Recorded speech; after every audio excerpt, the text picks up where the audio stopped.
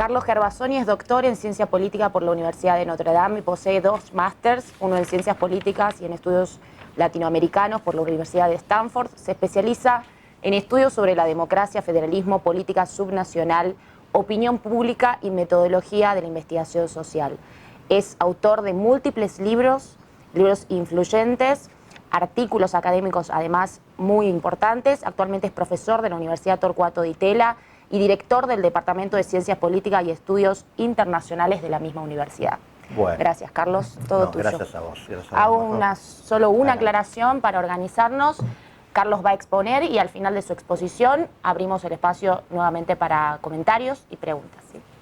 Bueno, muchas gracias. Primero, también quiero agradecer y reconocer, como hizo Marcelo, a la Fundación Federalismo y Libertad.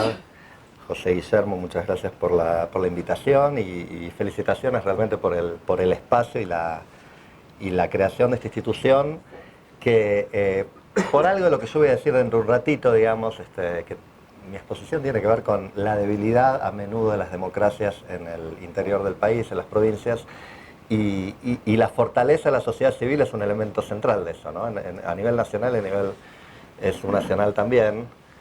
Tucumán, en parte por esta fundación y por otras fortalezas de la sociedad civil tucumana, no parece estar entre las provincias más problemáticas en esta cuestión, pero sí de provincias chatas en términos de la fortaleza de su sociedad civil, y creo que la existencia de este tipo de entramado de organizaciones académicas, de advocacy, de control del gobierno, etcétera, es absolutamente central, ¿no? Así que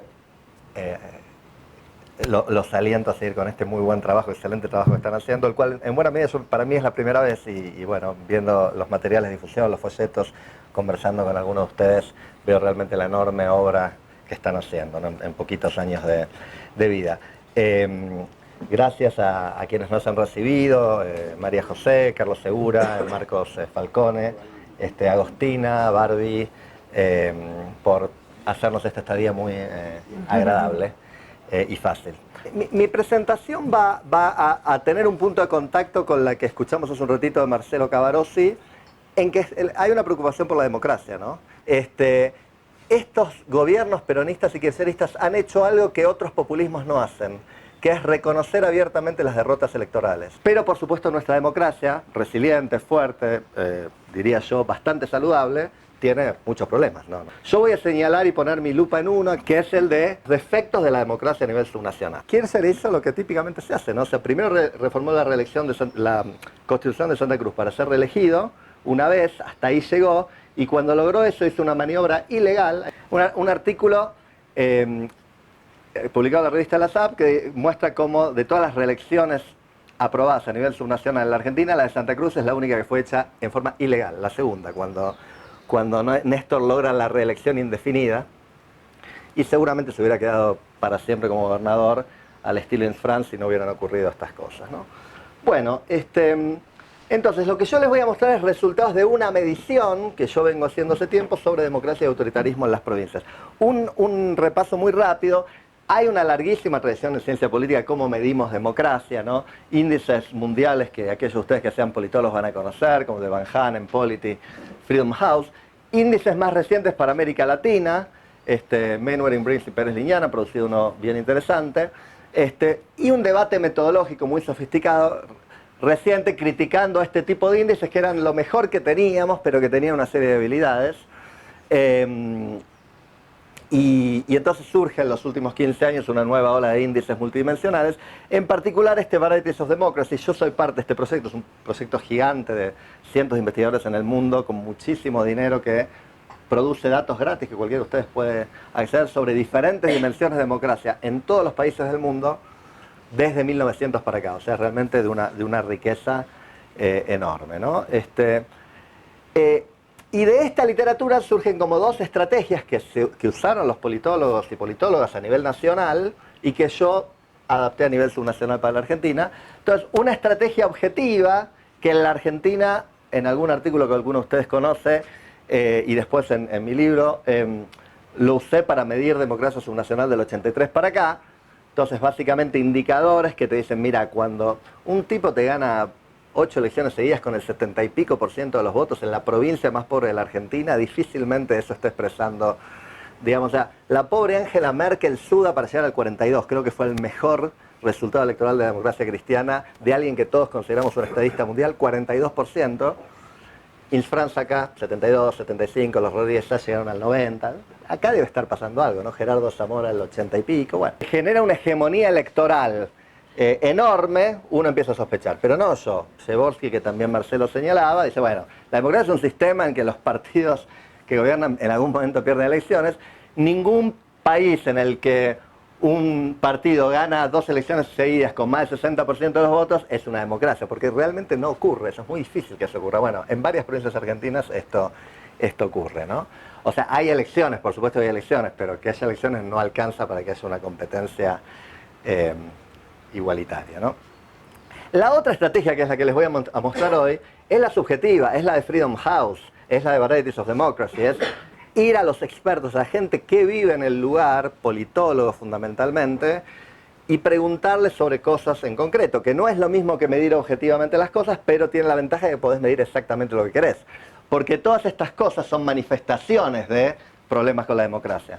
Mientras que las cosas que vos le preguntás a los expertos, y ahora les voy a dar ejemplos, son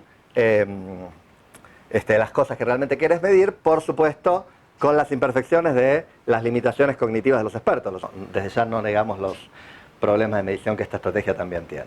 Bueno, voy a pasar muy rápido por esto. O sea, las dos estrategias tienen ventajas y desventajas complementarias. En particular me quiero centrar en esto, que en estas dos, digamos, los indicadores objetivos son muy confiables, en el sentido que vos repetís la medición y te da lo mismo, pero son de validez intermedia, porque realmente puede ser que alguien gane una elección con muchos votos por otros motivos, ¿está bien? Y entonces acá estás midiendo quizás alguna otra cosa. Mientras que los subjetivos, los de preguntarle a expertos, tienen confiabilidad intermedia, porque a menudo los expertos no están de acuerdo entre ellos, entonces quiere decir que la misma medición en la misma provincia para la misma variable no da lo mismo, y terminás usando el promedio de los diferentes expertos, pero la validez es muy alta porque vos le estás preguntando al experto exactamente cosas como cuán justo y transparente fue el conteo de los votos en la última elección, y eso sí es la esencia de la democracia. No estamos viendo una manifestación, sino la cosa en sí mismo, ¿no? Bueno, un poquito más de background sobre esto. Esta encuesta yo la hice en la Argentina hace un tiempo, les voy a mostrar. Unos colegas en México la replicaron para los estados de allá. Son las primeras, la argentina y la mexicana, hechas de esta estrategia en cualquier país del mundo, con esta estrategia de medición. Y consistente con este giro que les conté antes, las encuestas te permiten medir un montón de cosas. Para darles una idea, la encuesta que yo hice en la Argentina, la primera, tenía 105 preguntas. Uno puede preguntar un montón de cosas sobre diferentes aspectos de la democracia. Y les muestro esas dimensiones rápidamente. Esta es el típico árbol de desagregación conceptual de lo que uno quiere medir. Yo desagregué a la democracia liberal, que es lo que yo decidí medir y definir de una cierta forma, uno tiene que tomar decisiones, como elección popular de las autoridades y respeto a ciertas libertades, gobierno limitado, etc., ¿no? La dimensión más estrictamente democrática, la dimensión más liberal. Dentro de esas, las dos de Dahl, inclusión y contestation, la que agregan Schmitt y Terry Kahl, que mencionaba Marcelo, sobre que el que gana efectivamente pueda gobernar. Y esto sería pesos y contrapesos, esto sería la efectiva vigencia de los derechos liberales clásicos, y después eso está desagregado al que le interese, lo pueden ver después en algunas fuentes que les voy a dar. Y para darles una idea de lo que esto genera, esta es la comparación entre un ítem de esos 105 que se pregunta si hay fraude en el conteo de votos esto sale un poquito, bueno, al pasar del PowerPoint al PDF se distorsiona un poquito, pero ¿cómo? No, no hay problema, Marca. Esto es Argentina, y fíjense, el 1 sería lo bueno, lo más democrático, el 0 sería lo menos democrático, y esto es fraude a través de la exclusión de votantes. O sea, estamos viendo dos dimensiones del fraude clásico. Si contamos mal los votos o si excluimos a alguna gente del padrón. Y fíjense que la mayor parte de las provincias argentinas aparecen bastante arriba. Misiones aparece la peor acá, esto es en la primera encuesta, y algunos colegas como María Elena Martín, politólogos misioneros, confirman que efectivamente hay un montón de enjuagues electorales. ¿Año? Esto mide, es de una encuesta del 2008 que mide el último mandato electoral, 2003-2007. Los datos que les voy a presentar ahora son más recientes. Pero esto es para que vean la comparación entre Argentina y México, y fíjense que en esto, y es bien interesante, no hay tantos problemas, perdón, en esto no hay tantos problemas. O sea, lo que vemos son que las provincias argentinas y los estados mexicanos andan más bien arriba a la derecha, que es el cuadrante virtuoso. Perdón, una preguntita de ahí. Las que están abajo, ¿qué provincias son? Acá aparecen Misiones, La Rioja, Jujuy, Formosa, Chaco y Salta. Insisto, les voy a mostrar fuentes donde ustedes pueden ver esto después en detalle si les interesa. Esto genera cientos de gráficos que yo no puedo mostrar, pero hay lugares donde los pueden ir a ver. Mientras que los controles institucionales, en qué medida el legislativo controla al ejecutivo y en qué medida la Corte Suprema controla al ejecutivo en cada provincia, las provincias se nos concentran abajo a la izquierda. Con esto les quiero mostrar, hay dimensiones de la democracia donde las provincias parecen estar bien y dimensiones de la democracia donde las provincias parecen estar mal. Acá te aparece la capital federal, Mendoza, provincia de Buenos Aires, en un cuadrante relativamente virtuoso, y en México ninguna, Jalisco, nada más un poquito, y ninguno allá arriba, ¿no? O sea que una conclusión de estas cosas es que hay dimensiones de la democracia muy esenciales que no están tan mal, estamos contando los votos más o menos bien, parece, y otras como es que haya un control efectivo legislativo y judicial sobre los gobernadores que no están tan bien. Otra vez, perdón, sí. de abajo, ¿qué son? No lo voy, discúlpeme, no lo voy a decir, pues si no vamos a pasar mucho tiempo y me quedan 15 minutos, entonces... bueno, entonces, vamos a... en este libro tiene todo. Puede ver dimensión por dimensión y provincia por provincia, todo lo que le interese. Entonces, esto es un resumen, porque como hay 105 indicadores, digamos, y 24 provincias, es imposible mostrar todo, más o menos promediando lo que dio la primera encuesta. Perdón, este es el objetivo. Entonces, el índice objetivo nos da que Formosa, Santiago del Estero, La Rioja, San Luis y Santa Cruz, las que están más en oscuro acá, serían las 5 provincias menos democráticas de la Argentina, del 83 para acá. Y acá está la comparación entre las dos encuestas. Alguien me preguntaba de los periodos, ¿no? La primera encuesta la hice en 2008 y cubría el periodo de 4 años del gobernador o gobernadora, ¿no? Entonces, 2003-2007. O sea, le preguntábamos a los expertos sobre el periodo que acababa de terminar. Y acá hicimos lo mismo, en el 2020-2021 hicimos las encuestas, con expertos como, no sé si está Osvaldo Meloni, por acá está, bien. Osvaldo contestando para Tucumán, ¿no? O sea, o sea, politólogos, a veces economistas, constitucionalistas, periodistas políticos de la provincia, gente que conoce bien la provincia, ¿no? Bueno, voy a pasar rápido porque me quedan poquitos minutos y quiero ir a los datos, que es lo que interesa, ¿no? Simplemente cautela en la interpretación. Acá hay muchas fuentes de error, rápidamente son datos recientes, puede haber algún error que tengamos que verificar. La confiabilidad de la que hablé antes no siempre es perfecta. Muchas veces los expertos están de acuerdo y contestan lo mismo, son 5 o 6 expertos por provincia, y a veces están un poquito en desacuerdo y eso implica que el dato es menos confiable, ¿no? Cuando uno agrega ítems en índices las cosas mejoran, y todavía yo no lo hice eso, y por lo tanto cada cifra debe interpretarse como una estimación con error de medición, muchas posibles fuentes de error, ¿no? Preguntas ambiguas que no sean tan claras, diferentes estándares o interpretaciones en diferentes provincias, puede pasar, ¿no? Que la misma pregunta genere, que los expertos de cada provincia tengan diferentes estándares en su cabeza, información disponible para los expertos que sea incompleta o sesgada, etc. Bueno, esta es una limitación natural del método, ¿no? El promedio de la primera encuesta da más o menos esto, ¿no? De nuevo, Santiago del Estero y San Luis aparecían como las menos democráticas, Formosa, La Rioja, Santa Cruz, Salta, Jujuy, Misiones, por ahí. Y otras aparecen bastante bien, como Santa Fe y Mendoza, ¿no? Bueno, voy a pasar rápido. Para que ustedes entiendan el tipo de pregunta, nosotros más bien no hacemos este tipo de preguntas en la encuesta y hacemos este tipo de preguntas. Esta es una pregunta donde vos le das al experto mucha libertad para decidir qué quiere decir democracia. Esta pregunta está en el cuestionario, pero es una nada más. Para la siguiente pregunta definiremos democracia como, y le defino lo que es la democracia para mí. Y después le digo, por favor señale, tomando en cuenta esta definición, si el gobierno de la gobernadora XX fue muy democrático, bastante, algo, poco o nada. ¿Está bien? Yo les voy a mostrar estos resultados, pero es una... El tipo de preguntas que más interesa es esto. De los proyectos de ley más importantes que la gobernadora XX envió a la legislatura provincial en el periodo 2015-2019, ¿cuántos fueron aprobados sin cambios sustanciales? Toda, la mayoría, la mitad, una minoría o ninguno, ¿no?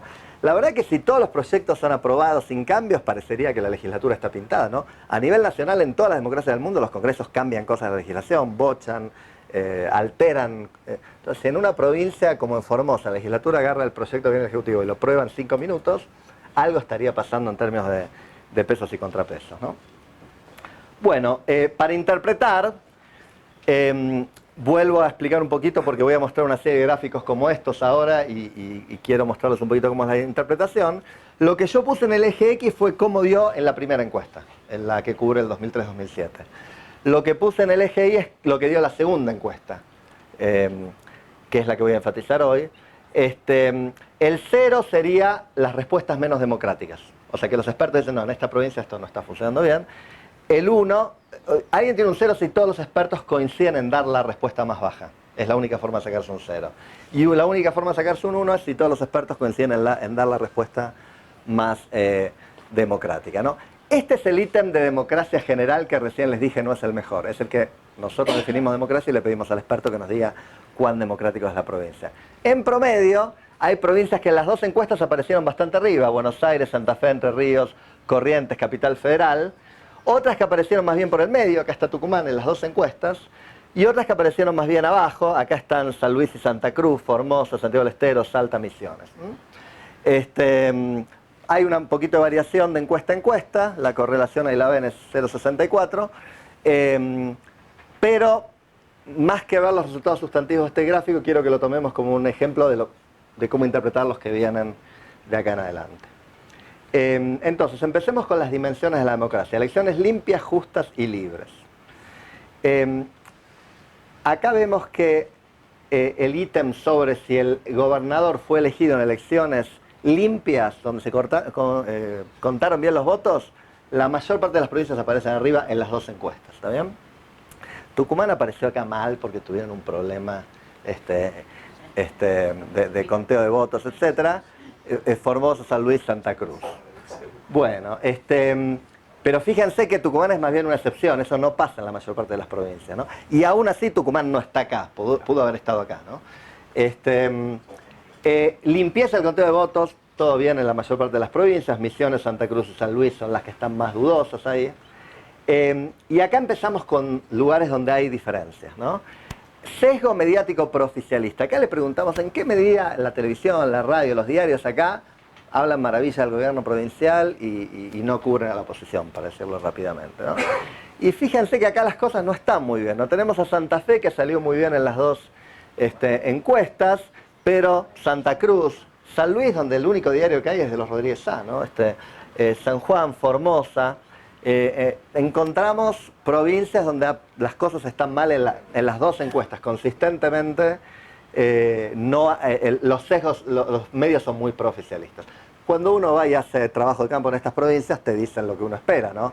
Y mira, acá los medios viven de la pauta. ¿Quién va a criticar al gobierno? Sí. No hay nada, no hay empresas, no hay producción económica. Todos somos empleados públicos que vivimos de la coparticipación federal.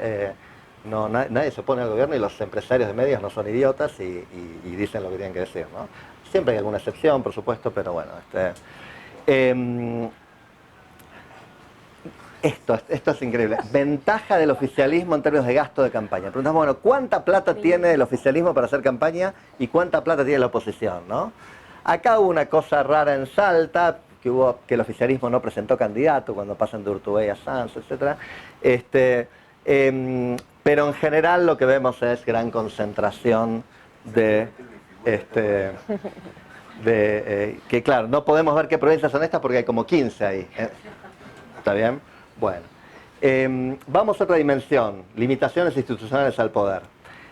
Perdón, una conclusión general de estas transparencias, ¿no? No hacemos fraude clásico, hacemos fraude sofisticado, lo diría así, ¿no? Como, no damos vuelta a las urnas, no contamos mal los votos, eso lo hacemos bien.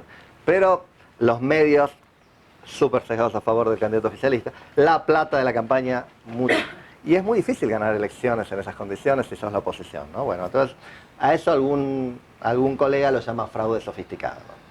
Bueno, límites legislativos al gobernador, es decir, en qué medida la legislatura provincial representa algún tipo de control, freno, limitación al poder del gobernador, y como ven ahí también hay enorme concentración en este cuadrante, y ninguna provincia aparece bien en las dos encuestas, ¿no? Hay situaciones, por ejemplo en esta encuesta Chubut, donde el gobernador está muy en minoría en la legislatura y el peronismo está dividido, y entonces realmente la legislatura le está haciendo la vida medio imposible a Arcioni, entonces aparece bien, pero no es la regla, ¿no? Lo mismo para el Tribunal Superior de Justicia, Corte Supremo, como se llama en cada provincia. Chubut y Provincia de Buenos Aires aparecen bastante bien. Chubut es una provincia bien interesante en ese sentido. Justo estuve allí la semana pasada, donde ha tenido mucha alternancia en el poder, gobernaron los radicales, facciones del peronismo se fueron alternando, no sé yo. Eso en general, la rotación del poder es un indicador, no digo perfecto, ni mucho menos, pero fácil de ver de si una provincia tiene algo de democracia real o no, ¿no? Y acá un montón de provincias donde Formosa, Misiones, Corrientes, Neuquén, Salta, Santiago del Estero, La Pampa, Santa Cruz, San Luis, Neuquén, Jujuy, donde en las dos encuestas las cosas dieron, no, acá el Tribunal Electoral no. San Luis de hecho es una provincia emblemática en términos de manipulación del Poder Judicial. Hay libros y artículos escritos sobre cómo los Rodríguez A tienen 73 millones de estrategias para tener al Poder Judicial absolutamente subordinado al Poder Ejecutivo. Lo que O'Donnell hubiera llamado agencias de horizontal accountability, ¿no? Bueno, Tribunal de Cuentas, ese tipo de cosas, básicamente están dibujadas, lo diría poco académicamente, en alguna provincia no tanto, pero en general sí. Bueno, derechos y libertades políticas, ¿no? Rigen los derechos políticos, las libertades, por ejemplo, esto ya lo mostré, perdón. Esto es sesgo mediático proficialista en general. Lo que mostré antes era en campaña, en época de campaña electoral. Esto es, en general, bueno, como ven hay diferencias entre San Luis y Santa Fe, para poner los extremos, diferencias importantes. Esto lo voy a pasar rápido, esto lo agregamos en la segunda encuesta, porque en la primera los sitios web no eran importantes, en la segunda sí. Podés criticar al gobierno y que no te pase nada. Si vos sos un ciudadano de a pie, podés decir, podés decir el gobernador de Tucumán es un corrupto y que no te pase nada. Bueno, parece que sí, en la mayor parte de las provincias sí. La que aparece peor acá es Santiago del Estero y según la encuesta que miden San Luis, La Rioja, Santa Cruz, estas siempre andan, y Formosa siempre andan entre las más problemáticas. Autocensura, preguntamos, y no puede pasar que los opositores directamente no critiquen porque tienen miedo y se autocensuran. Bueno, algo parece ocurrir en Santiago del Estero, Salta, Santa Cruz, San Luis, etc. Castigo a empleados públicos. Si vos sos un empleado público y criticás al gobierno, ¿te puede pasar algo? Que no te promuevan, te echen, te bajen el sueldo o algo por el estilo.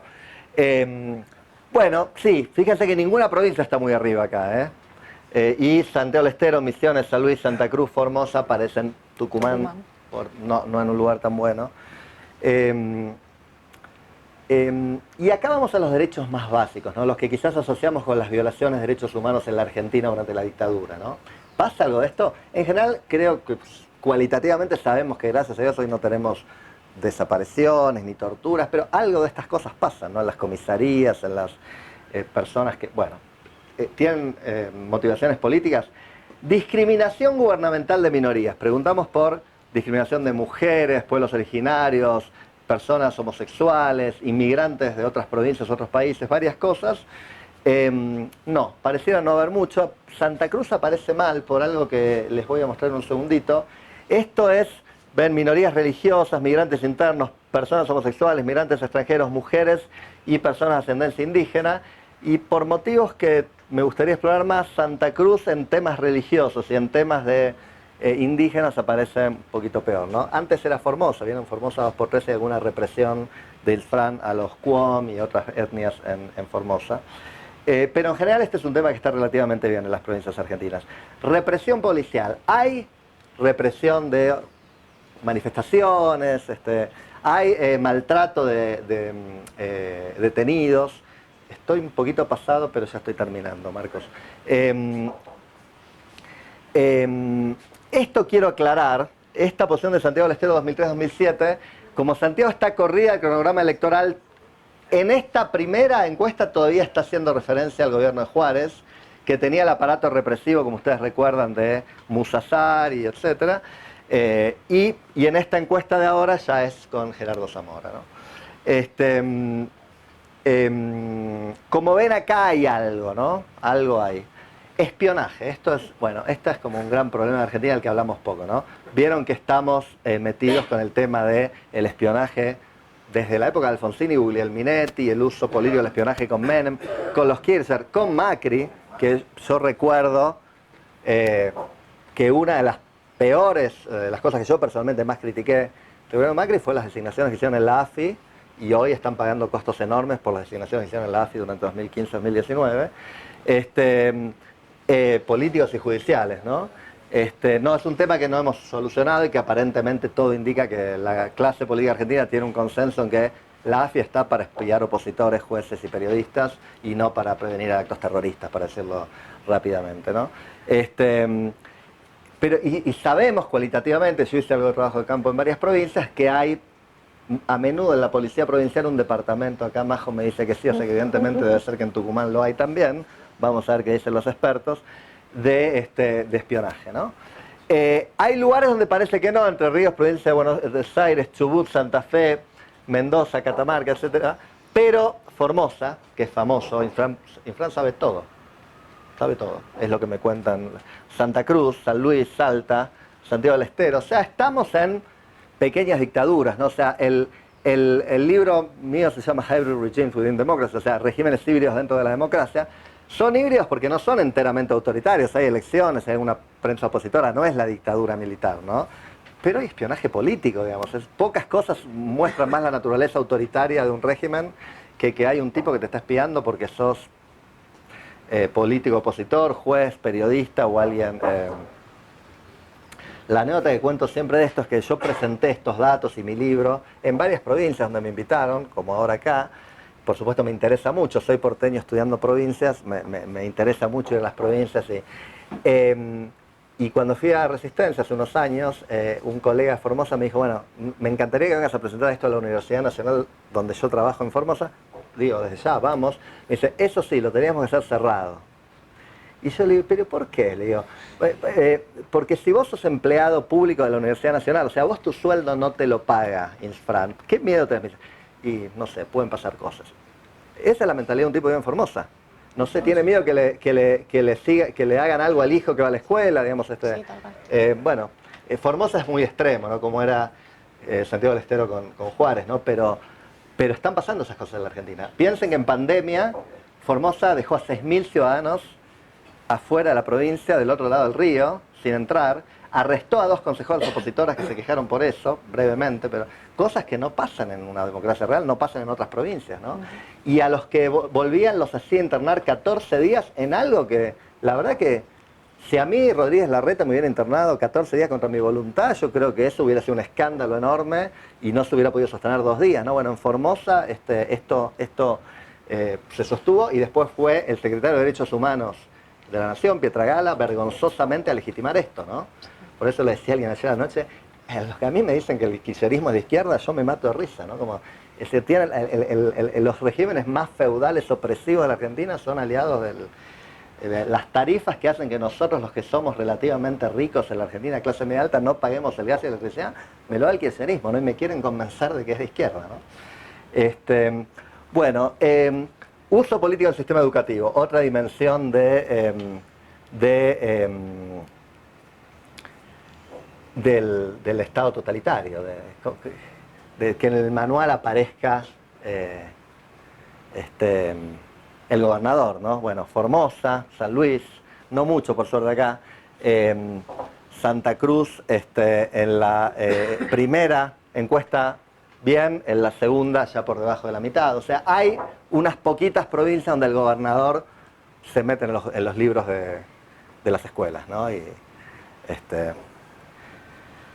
Bueno, y termino mostrando esto más ilustrativamente porque esto ya no hace la democracia, pero la encuesta, ya que se hace el enorme esfuerzo, es caro, es difícil, lleva muchísimo tiempo de trabajo hacer esta encuesta, medimos otras cosas también, ¿no? Rápidamente las muestro y con eso termino. hace unos años escribimos con Marcelo Nazarén, un politólogo, un colega cordobés, un libro que mostraba en qué medida, perdón, un artículo que mostraba en qué medida los gobernadores influyen en los votos de los legisladores nacionales de su partido, ¿no? En qué medida el gobernador, no sé, Infran le dice a Mayans votar de esta forma y Mayans es un delegado de Infran. ¿Pasa o no pasa eso? ¿No? Siempre fue una pregunta. Bueno, el uno sería que los legisladores son totalmente esclavos del gobernador. En la primera encuesta acá en azul, la mediana de eso nos daba 0,8, o sea, bastante alta, pero con mucha variación. Había provincias donde no era así. Ahora en esta segunda nos da una mediana un poquito más alta y parece que en casi todas las provincias el gobernador termina teniendo un poder importante sobre cómo votan los legisladores, ¿no? Acá lo tienen más en detalle, provincia por provincia. Dependencia del empleo estatal, esto es algo que se...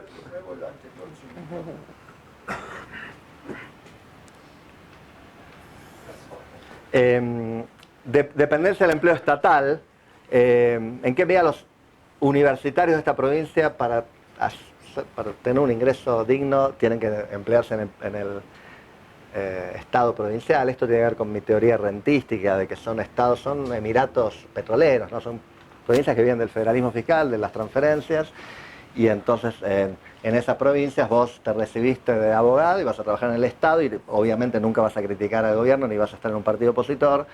Y bueno, entonces Formosa, Misiones, Santiago del Estero, Catamarca aparecen como las más, donde la gente depende fundamentalmente de un empleo público, ¿no? Desigualdad en la distribución del ingreso, que obviamente no hay que medirlo de esta forma, esta es una mala forma de medirlo, pero también lo preguntamos y vemos que hay provincias donde los expertos dicen que hay mucha y que tiende a coincidir con las menos democráticas, ¿no? Posición ideológica de los gobernadores, hablamos hace un ratito de esto. A mí me interesa mucho esto, ¿no? De nuevo, ¿quién me va a convencer a mí que este peronismo es de izquierda cuando los gobernadores son todos medios o ideológicos o medios derechosos, ¿no? Entonces, bueno, según los expertos, ningún gobernador está muy a la derecha ni muy a la izquierda en la Argentina, pero por ejemplo Infran aparece bien a la derecha, Arcioni, algunos de diferentes partidos, y el único que parecía un poquitito corrido a la izquierda por motivos que uno entiende es Lifshitz, que era del Partido Socialista, Corpache en Catamarca, Hueretilne en Río Negro, pero nadie muy corrido del centro según los expertos, ¿no? Corrupción, sí, en corrupción hay diferencias según los expertos. Obviamente es muy difícil saber cuánta corrupción hay, pero salieron bien parados Lifshitz, María Eugenia Vidal, Gutiérrez, el gobernador de Neuquén, y muy mal parados, esto se sabe hace muchísimo tiempo, ¿no? Los Rodríguez Sá, Alicia Kirchner, Arcioni, Infran, Pepo, Mansur, ustedes sabrán mejor que yo sobre esas cosas. Bueno, profesionalismo y eficiencia de la administración pública, ¿qué dicen los expertos sobre esto, no? Y hay alguna diferencia acá entre Córdoba, Capital, Santa Fe, Neuquén y Chubut, Chaco, Catamarca, Salta, que los expertos ven diferente el profesionalismo de la administración pública provincial. Y con esto sí termino. Acá un poco los quería dirigir a los que les interesa profundizar, porque de nuevo acá hay toneladas de información. La metodología y los resultados de la primera encuesta están publicadas exhaustivamente en el libro que les mostré antes, y pueden inclusive ver en mi página web ahí en la ditela más información en apéndices online del libro que están disponibles públicamente. La metodología y resultados de la encuesta mexicana, si a alguien le interesara lo de México, está disponible en este libro de los colegas que le hicieron, Nicolás Loza, Emma Méndez. Y los resultados de la segunda encuesta están todavía en procesamiento, pero van a estar, lo quiero avisar porque a algunos de ustedes les puede interesar, periodísticamente, académicamente, calculo que en marzo, abril del año que viene van a estar en el sitio web de la ITELA abiertos para quien los quiera usar. O sea que esos mismos gráficos que yo les mostré recién los podrían hacer ustedes mismos. Bueno, muchas gracias.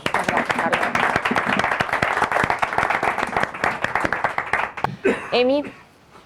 ¿Qué tal, Carlos? Buenísima la presentación, me encanta, bueno, ya conocía más o menos el tema, me parece buenísimo. Tengo dos dudas que son más bien metodológicas de tu trabajo y una duda más bien de como opinión tuya, ¿cierto? Dale. La primera es si vos notás que existe un deterioro de las condiciones en general en las provincias en el índice entre 2007 y 2019, ¿no es cierto? Yo vi muchas provincias corridas hacia peores indicadores. Y te quería preguntar si eso no tiene que ver un poco con el federalismo fiscal también, con la devolución de coparticipación a las provincias y cómo estas provincias se han vuelto un poquito menos democráticas con ese exceso de renta, podríamos decir. ¿No es cierto? Primera pregunta. Segunda pregunta, más metodológica incluso. ¿No puede haber en la encuesta de expertos un sesgo como pro alternancia? Yo noto, por ejemplo, una mejora en el índice en Jujuy y en Catamarca, y en Río Negro, que son 3 provincias con alternancia política.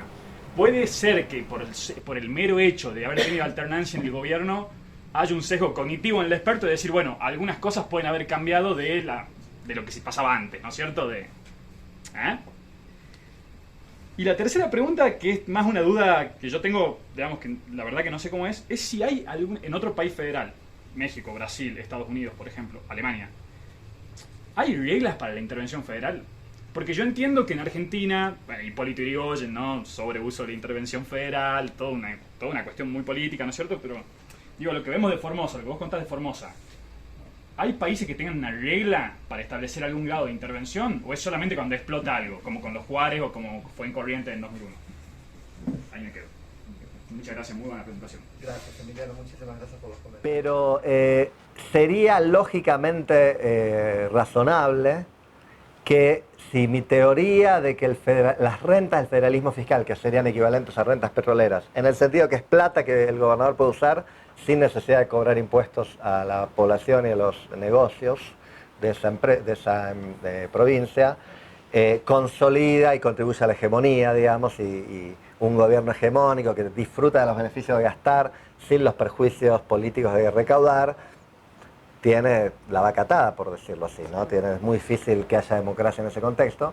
Y es verdad que ha habido devolución de dinero hacia las provincias por una serie de mecanismos y en particular por un fallo de la Corte Suprema del 2015 que los expertos en política judicial deberían analizar, porque realmente la Corte Suprema cajoneó ese expediente durante muchos años, ¿no? Para decirlo en 2 palabras, las provincias fueron y dijeron, che, es verdad que esto que acordamos con Menem para financiar el sistema de seguridad social en el 93-94, ahora que quiere ser nacionalizado el sistema de seguridad social, ya no tiene más sentido que nos quiten el 15% de participación, era obvio que tenían razón.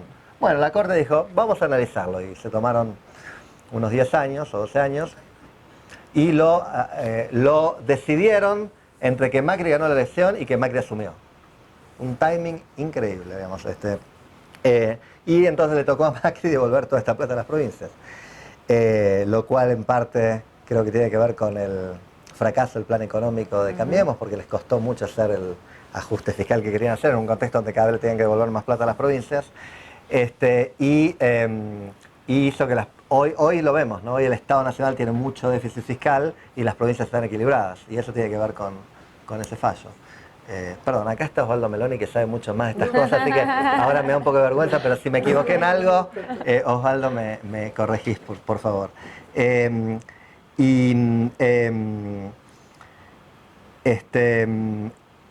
Entonces uno esperaría que algo de eso que vos tenés en mente esté pasando. Gobiernos fiscalmente más poderosos, que siguen recaudando lo poco que general recaudan las provincias, pero tienen más plata porque le está cayendo lo que les tocó por el fallo de la Corte. Es cierto que ese efecto causal vos esperarías que tome tiempo en ocurrir, ¿no? Entonces esto empezó a funcionar gradualmente en el 2016, cada vez más hubo un acuerdo por el cual creo que a las 3 provincias que ganaron el juicio, Córdoba, Santa Fe y San Luis, si mal no me acuerdo, le dieron el total inmediatamente, y con las demás que se iban a ir a presentar detrás de ellas, acordaron un plan de pagos, dirían 3%, 6, 9, 12 y 15 en etapas, ¿no? Año por año. Pero en promedio las provincias estaban mejor fiscalmente. Así que es posible que esté ocurriendo eso. No tengo evidencia empírica sistemática, pero puede ser. También puede ser, te pongo como hipótesis alternativa, que alguno de estos procesos de consolidación del poder, de la hegemonía de un gobernante, de un partido de la provincia, tomen tiempo. Y la primera encuesta está hecha más o menos a los 20 años de la democracia, ¿no? Empieza en el 2003-2007, ese periodo cubre. Esta ya está hecha 12 años más tarde. Uno podría esperar que podría ocurrir que en alguna provincia el proceso de consolidación haya tomado un poquito más de tiempo. Con esto quiero decir, Formosa no era así al principio, ¿eh? O sea, hay gente que cree que los formoseños tienen algún gen que hacen que hagan estas cosas. No. En el 83 el PJ y el OCR empataron en Formosa. No hay nada que haga que los formoseños voten por él. Ahora, una vez que pasó a ver un oficialismo peronista en Formosa, está lo que está, pero a Infran le tomó tiempo llegar, hubo algunos gobernadores del PJ que no lograron reformar la Constitución, etc. Acá ustedes estuvieron en Tucumán, un caso muy claro, ¿no? Tucumán tuvo una cierta volatilidad política, rotación en el partido opositor que ganó elecciones con Bush en su momento, después las perdió, y después una consolidación abrumadora del poder bajo el Perovich, ¿no? Con reforma constitucional. Con reforma constitucional, y que se dio, es decir, fue un fenómeno que se dio en muchas provincias, ¿no? O sea, que era, digamos, gobernador peronista, alineado con el PJ Nacional, con el Frente para la Victoria, muy alineado con el kirchnerismo, en momento de boom económico de los commodities, 2003, 2007, por ahí, con mucho apoyo nacional, le pasó eso al Perovich, le pasó a Gioja, le pasó a Las Neves, que después se abrió, pero Las Neves consolidó su poder en Chubut de la misma forma durante ese periodo. ¿Cómo? Uribarri en Entre Ríos, exactamente. Algunos de ellos lograron una reelección más, ¿no?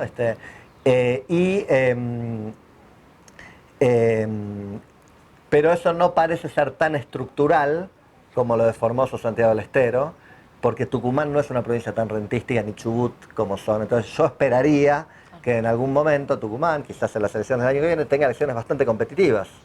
Y Chubut quizás también. No esperaría que Formosa tenga elecciones bastante competitivas, digamos. Ni Santiago del Estero. Ni Santiago del Estero, exactamente. Bueno, segunda cuestión. Sesgo pro alternancia. Puede ser, Emiliano, la verdad que no lo sé. Yo diría que pueden pasar dos cosas. Una que sería un problema para la medición, otra que no. Lo que Emiliano está diciendo es que los politólogos, como yo lo dije hace un ratito, en general vemos a la alternancia como un indicador, y que lo que dice Jaworski, ¿no? La democracia es un sistema donde los partidos pierden elecciones, así que si el oficialismo pierde elecciones, ¿qué mejor evidencia tengo de que está funcionando la democracia? Si nadie se quiere ir del poder, digamos. Entonces, podría ocurrir que en lugares como Catamarca, donde hubo una alternancia, primero hubo una alternancia de intervención federal, cuando Menem interviene, saca a los SADI y gana el Frente Cívico. El Frente Cívico, encabezado por los radicales, gana varias elecciones, pero después pierde, rompen con el Frente para la Victoria a nivel nacional, porque estaban alineados, eran radicales K, y ahí Kirchner le baja la candidatura de Lucía Corpachi con mucho apoyo nacional y gana las elecciones. Entonces hay rotación. En Río Negro también hay rotación, también muy rara, entre radicalismo PJ, después PJ, juntos somos Río Negro, porque a la mujer de Soria se le ocurrió asesinarlo 2 días después de que ganó las elecciones. Y como dijo un comentarista de la época, le dijo, y ¿sabe lo que pasa? Los Soria no eran la familia Ingalls, dijo, ¿no? Me pareció,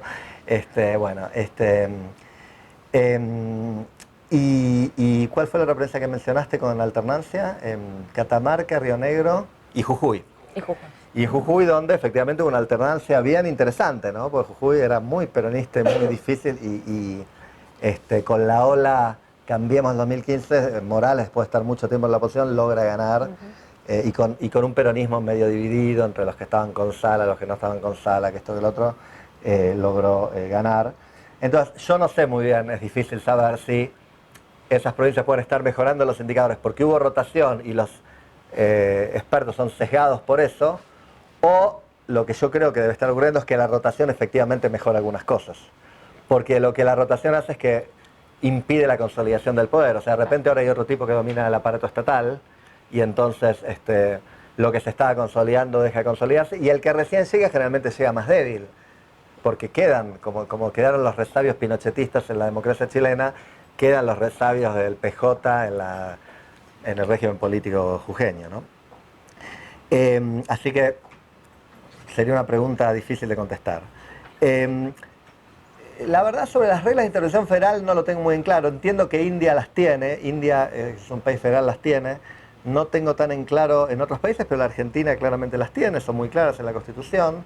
Fueron legisladas, y está claro ahora que el Congreso tiene que actuar, lo cual está muy bien. Es interesante que ha sido utilizado en forma, diría yo, prudente la intervención federal en la Argentina.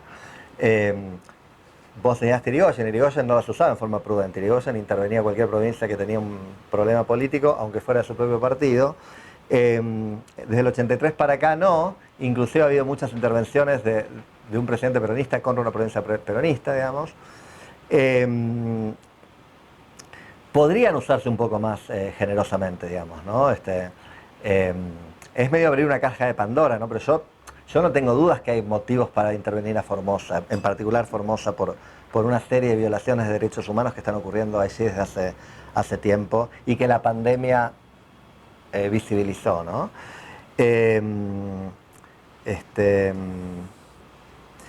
Pero la Argentina tiene reglas claras y las reglas informales es que tiene que haber un escándalo. O sea, las provincias han sido intervenidas cuando hubo María Soledad, crimen de la dársena, incendio de la Casa de Gobierno porque no se pagan los sueldos, ese tipo de cosas. Ingobernabilidad porque no podían elegir gobernador en Corrientes. Entonces, en los hechos ha sido frente a coyunturas muy críticas. Podría haber algún espacio para la innovación acá y usar la intervención. Lo que te quiero, en forma un poquito más, menos prudente, te diría, ¿no? Lo que te quiero, dos cosas sobre eso. Uno, que se abrió una caja de Pandora, porque después a Gerardo Morales estuvieron cerca de intervenirlo, ¿no? En algún momento. Y la otra es que hay poca evidencia que la intervención federal ayude a democratizar una provincia, ¿no? Y Santiago del Estero, y las dos, Catamarca y Santiago del Estero, me parece que son buenos ejemplos. O sea, Santiago del Estero fue intervenida por Kirchner, dos veces fue intervenida, primero por Menem, después por Kirchner. Kirchner saca a esta familia decadente, gobernante de muchos años de Santiago del Estero, que eran los Juárez, saca a la esposa de Juárez, que era la que era gobernadora en ese momento, y gana el líder de la oposición, que era Gerardo Zamora, que era radical. A los 2 días dejó de ser radical, creó su propio partido, se alineó con el kirchnerismo. Digo, ojo, no, digo, Julio Cobo fue vicepresidente de Cristina, no, o sea, digo, fuera de mi charla, los radicales tienen que repensar mucho quiénes son, ¿no? Porque, digo, Lustó fue ministro de Cristina, Cobo fue viceministro de Cristina, ¿no? Y ahora quieren venderse como opositores, ¿no? O sea, hay ahí una... Yo entiendo que hay opositores reales, pero ha habido mucha defección de esa posición de oposición al peronismo, ¿no?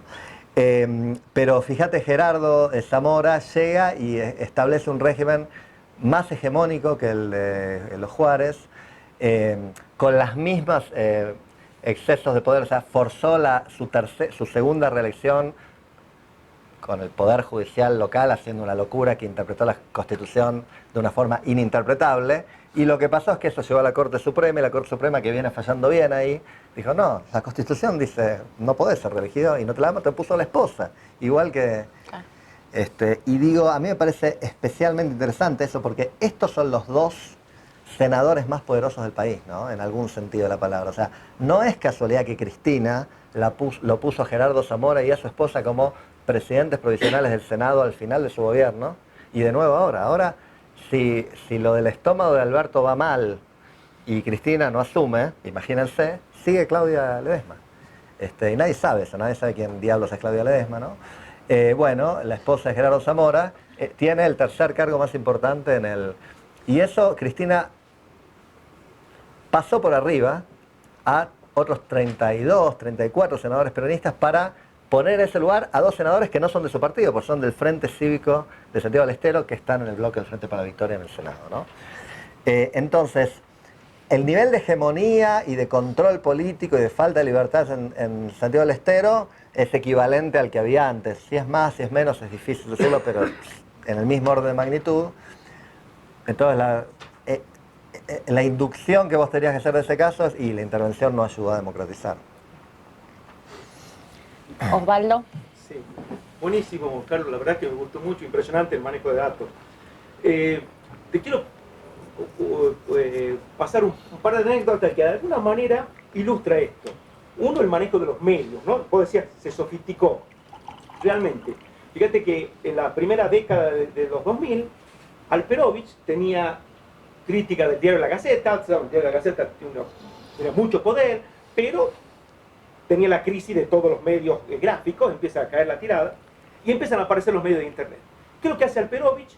para de alguna manera morigerar la crítica o acallar la crítica a la Gaceta, que nunca fue demasiada crítica, pero de todas maneras hay unos cuantos columnistas que sí lo eran, y para el gusto del Alperovich eran demasiado críticos. Entonces, ¿qué es lo que hace el tipo? Compra las radios.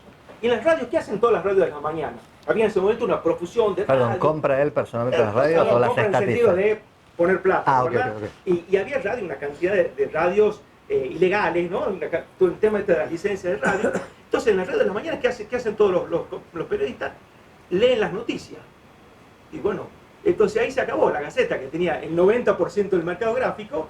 Cuando vas a la radio, que es lo que escuchaba la gente del interior, está fuerte el peronismo, pasaba a tener 1%.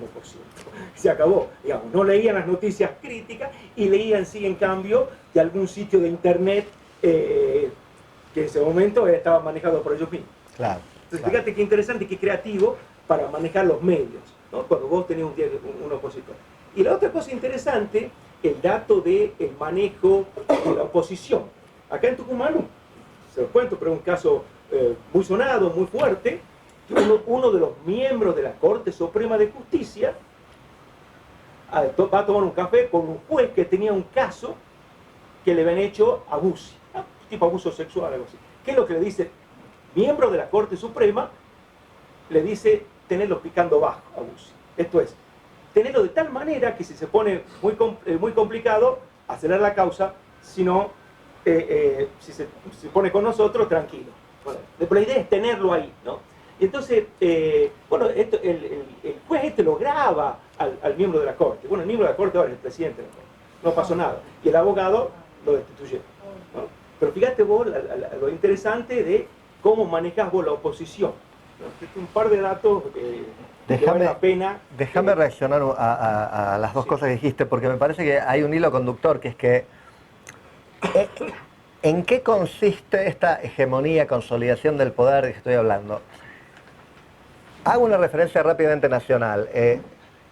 Ayer con Marcelo y Camila dimos una charla de la Universidad de San Pablo T. Marcelo hacía referencia a que últimamente las democracias no mueren por golpes, revoluciones, son erosionadas o se deslizan, backslide en inglés hacia atrás, al estilo Erdogan en Turquía, Chávez en Venezuela, Ortega en Nicaragua, también Trump en Estados Unidos, que en BDM, nuestros indicadores variantes of democracy, perdió un buen pedacito de democracia Estados Unidos bajo Trump.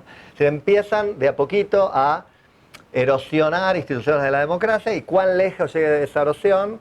En general, lo último que tocan son las elecciones, porque el día que suprimiste las elecciones, todo el mundo entiende que ya dejó de ser democrático, ¿no?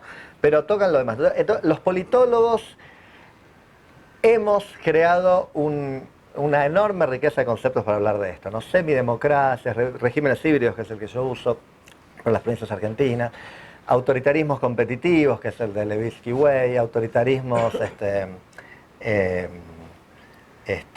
electorales, que es el de Shetler. Bueno, entonces hay una cosa que esencialmente es un régimen que tiene elecciones que no son de mentira, no son como las del PRI o la de Irak, que eran las de Saddam Hussein, que eran de mentira. Elecciones reales con partidos opositores, que más o menos se cuentan bien los votos, qué sé yo, pero con todo lo demás a favor del oficialismo, ¿no?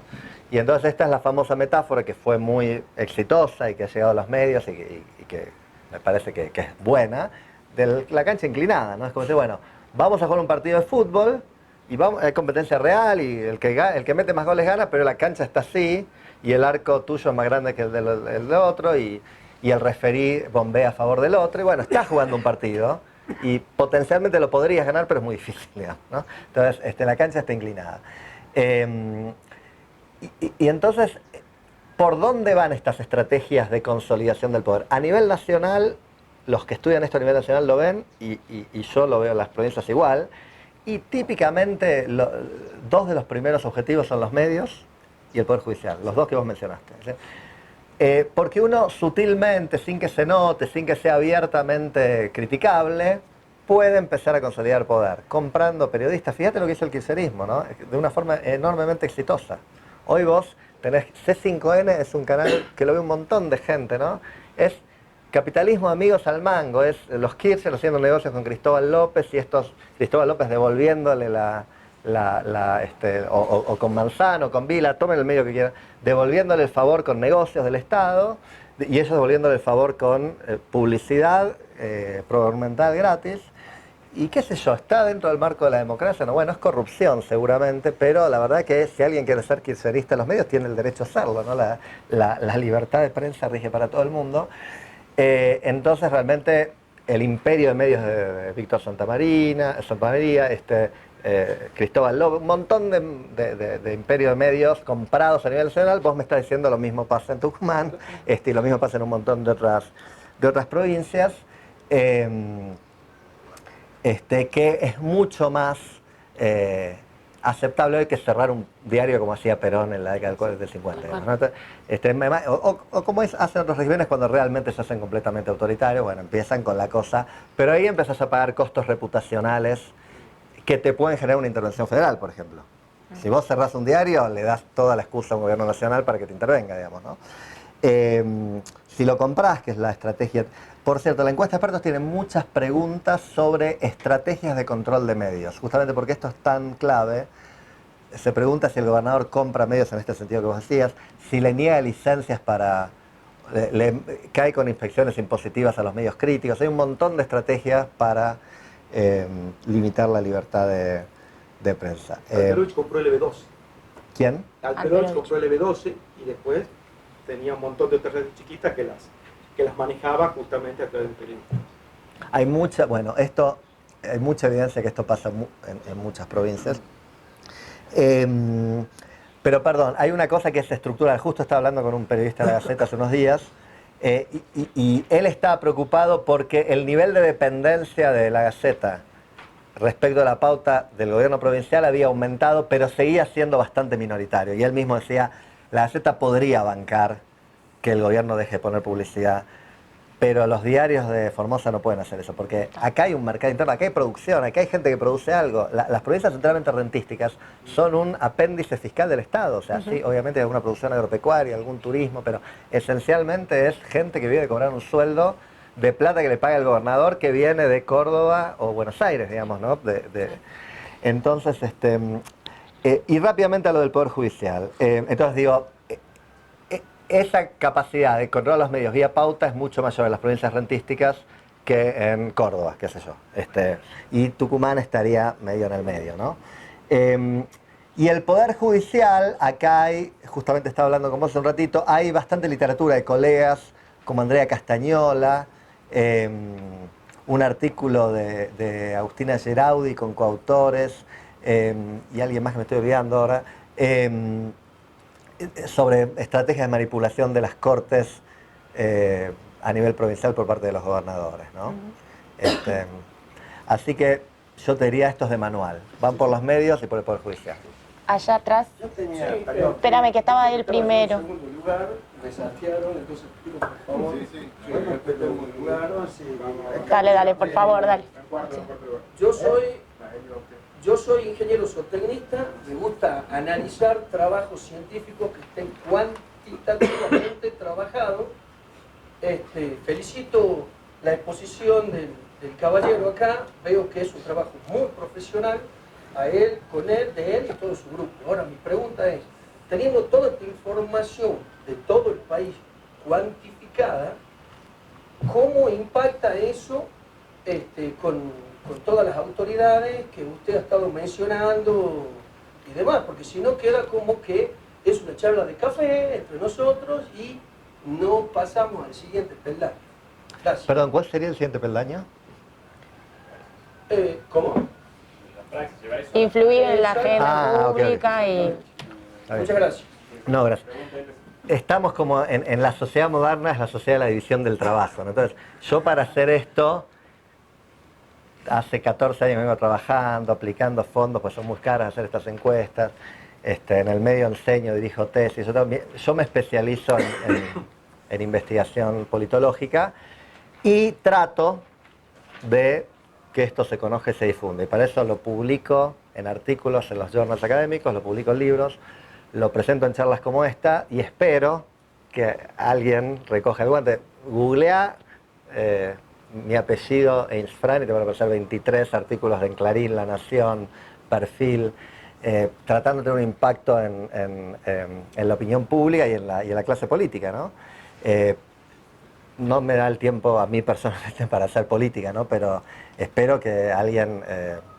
de hecho, lo que estoy notando, digamos, hay consultas de la política sobre esto, 2x3, del periodismo, que es muy importante en esto, y de la política, que te empiezan a preguntar, ¿cómo es esto?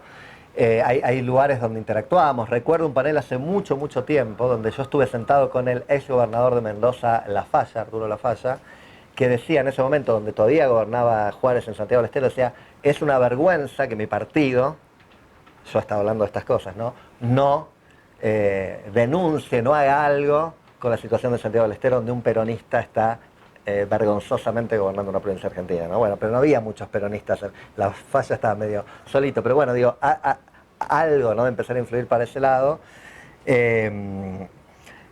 Y hablando del periodismo, una cosa rápida sobre eso, los periodistas están muy interesados en esto, 2x3 recibís una consulta periodística, un pedido de escribir un artículo, una entrevista, por ejemplo, pueden googlear algo una entrevista por una muy buena entrevistadora, que es Luciana Vázquez, que cuando me entrevistó sobre esto en La Nación Más, digo, pero esta mujer leyó mi libro, porque me hacía preguntas que era obvio, como un periodismo de buena calidad. Wiñaski padre, por ejemplo. Wiñaski padre fue de los primeros que estudió estas cosas, un tipo que escribió un libro sobre los Rodríguez Sanz San Luis, cuando ni yo ni nadie estaba estudiando estas cosas en la Argentina, otros que estudiaron el régimen de... O sea, periodistas que se metieron con esta cuestión y que al día de hoy les sigue interesando, ¿no? Y cuando el tema se pone en la agenda periodística, está más cerca de la acción política, ¿no? Así que eso es lo que te puedo contestar. Sí. Bueno, sí. Bueno, en primer lugar te quiero felicitar, el trabajo de ustedes es extraordinario. Yo creo que introduce el trabajo de ustedes una dimensión para los argentinos que somos tan blanco y negro, introduce el asunto de que, a ver, puede ser más o menos, y eso no es poco. Esa es la primera cosa que te quiero decir. Muy valioso. En segundo lugar, creo que puedes tomar una sugerencia, yo soy economista, estudié 20 años en las provincias argentinas y construimos en Tucumán la primera medición de PBI de provincias. Osvaldo los conoce. La única división que cuando vos tomabas los PBI de las 23 provincias, te daba 100%. Ese trabajo nuestro fue pionero. ¿De qué año fue? Fue en el 90, 2000. Ok. Tengo los datos incluso. Ajá. Entonces ahí aparece una dimensión que acá podría ser introducida, que es la dimensión económica. ¿Cuánto pesa cada provincia? Por ejemplo, Tucumán pesa 3,6. Osvaldo, no sé si está de acuerdo. Poco menos. Puede ser que ahora mismo. Qué sé yo, Tucumán 3,6, Córdoba 8, sí. Santa Fe 8, ¿entendés? Sí, sí.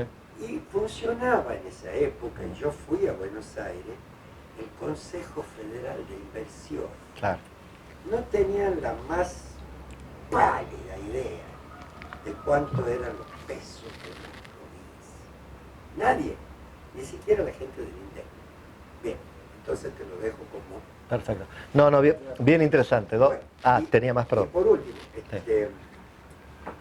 lo que planteabas también, que se desprende del trabajo, es que acá yo creo que hay, vos hablaste de democracia liberal, hay otra. Ok.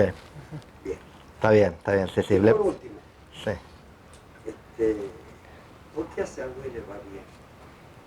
Si en realidad es el hermano malo de todo el juego democrático. ¿Por qué a San Luis le va Le agradezco, la verdad que las cuatro preguntas me dan la oportunidad para decir, sé que tengo que ser breve, ¿no? Porque a la una terminamos. Tranqui, no te preocupes. Bueno, pero me dan pie para decir cosas importantes que no dije en la presentación. Primero, lo de los grises, ni blanco ni negro, es así. O sea, la primera aproximación a este tema, colegas muy buenos míos como Edward Gibson, llamaban a esto autoritarismo subnacional. Y de a poquito por trabajo de los que vinimos después, dijimos, no, esto no es autoritarismo. La palabra autoritarismo la tenemos que reservar para regímenes no electorales, represivos, qué sé yo, que son otra cosa. Acá hay elecciones, hay opositores, hay un senador opositor por Formosa, que es Naidenov, que es muy... Eso no es autoritarismo. Entonces, llamémoslo con estos... Y todos estos palabritas de las que hablé, autoritarismo competitivo, autoritarismo electoral, semidemocracia, regímenes híbridos, democracias iliberales, que es lo de Zacarías, intenta capturar ese gris, ¿está bien? Y entonces, en las provincias no tenemos autoritarismos abiertos, tenemos regímenes híbridos tirando autoritarios, pero sin llegar, por decirlo así, ¿no? En algunos. Así que, absolutamente, y creo que es importante enfatizarlo. Segundo, lo del PBI de las provincias es parte de otro de los grandes fracasos del Estado argentino, que es generación de información estadística de cosas básicas. O sea, es un país federal donde toda la política pública es federal y depende de indicadores de cómo distribuimos cosas de riqueza, desarrollo, ingreso, y no tenemos una medición. Está la que dijo usted, la CEPAL intentó una con Oscar Centrángulo.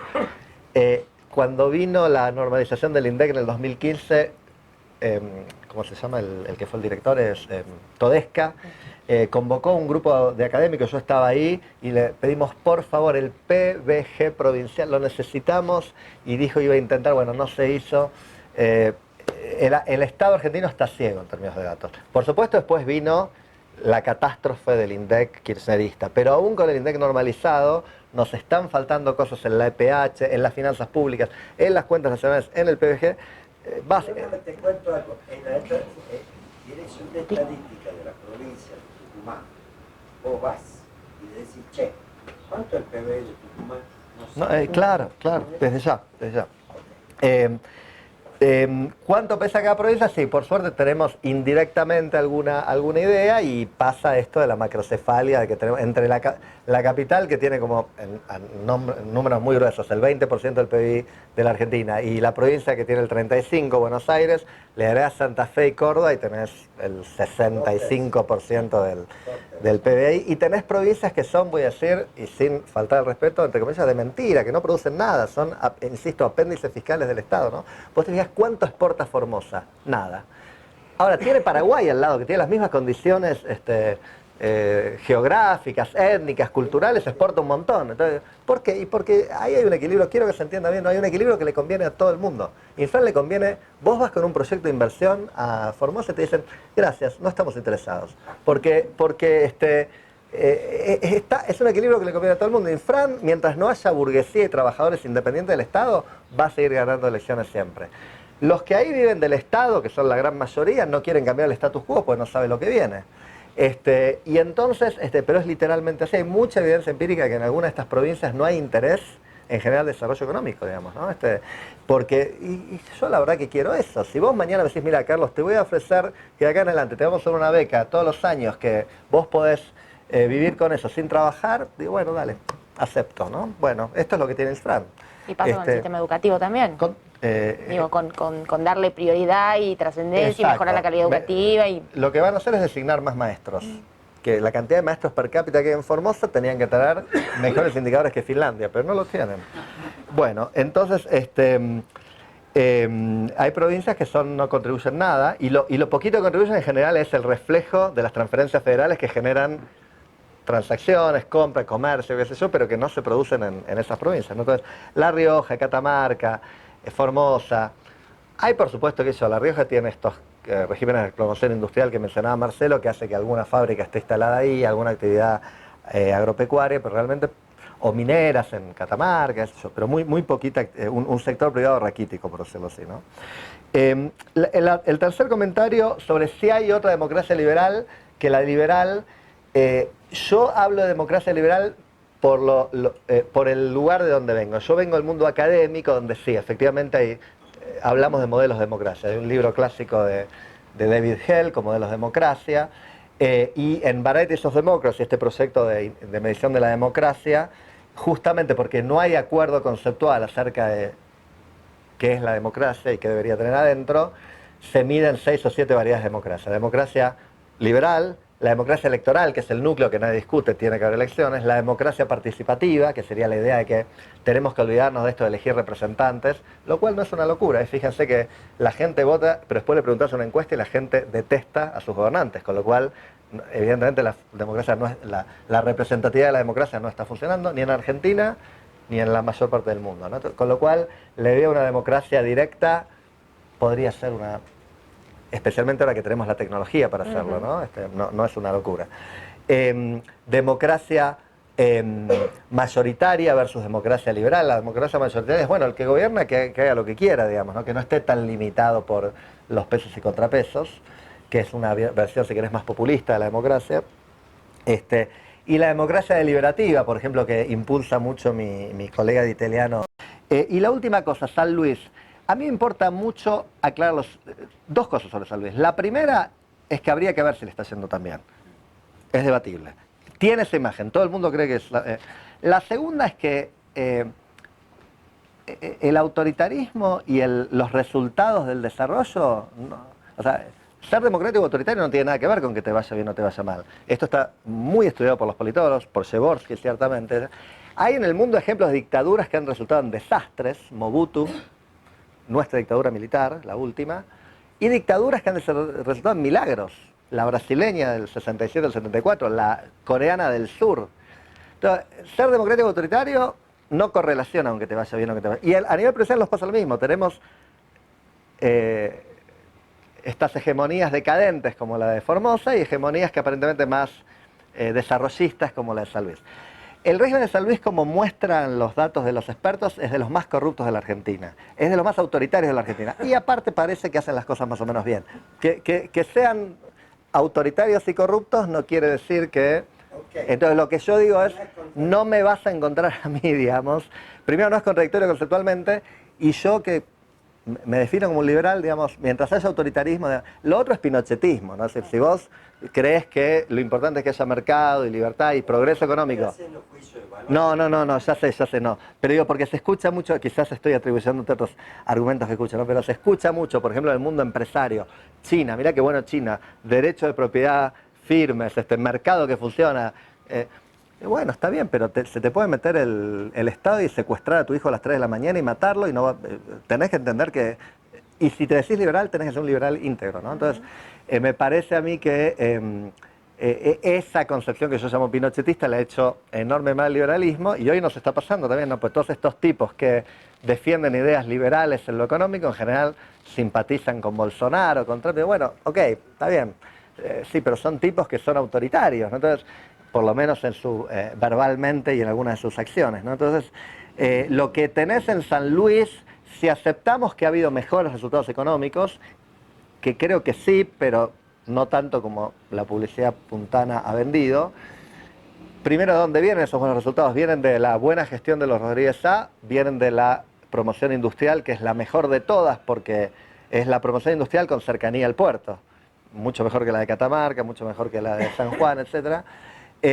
O vienen de buena gestión de ellos. Y si viene de buena gestión de ellos, uno se haría stalinista porque Stalin en 20 años industrializó, sacó a Rusia o a la Unión Soviética, un régimen feudal, a un país bastante avanzado industrial. No, yo no, por lo menos, ¿no?